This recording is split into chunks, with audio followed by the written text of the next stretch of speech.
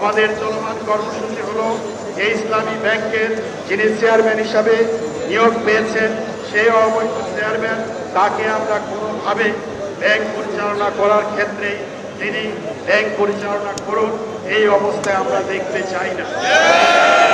তিনি যেদিনে ইসলামী ব্যাংক টাওয়ারে আসবেন, যেদিনে পরিচালনা পরিষদের মিটিং ডাকবেন, সেই দিনেই সচেতন গ্রাহক সমাজ তাদের দাবি আদায়ের জন্য ইসলামী ব্যাংক টাওয়ারের সামনে আসবে, সমাবেশ করবে, মানববন্ধন করবে। এছাড়া আমরা আহ্বান জানাচ্ছি ইসলামী ব্যাংকের যে সমস্ত কর্মকর্তা রয়েছেন, অনেক কর্মকর্তা তারাও চান যে এই ব্যাংকটি সুষ্ঠুভাবে পরিচালিত হোক।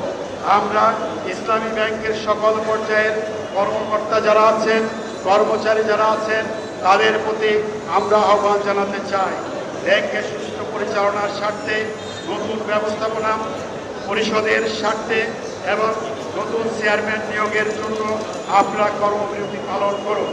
যদি আমরা আহ্বান জানাবো আগামীকাল আমরা 2 ঘন্টা কর্মবিরতি পালন করে এই দেশের 3 কোটি গ্রাহকদের সাথে আপনারা একাত্মতা পোষণ করেন।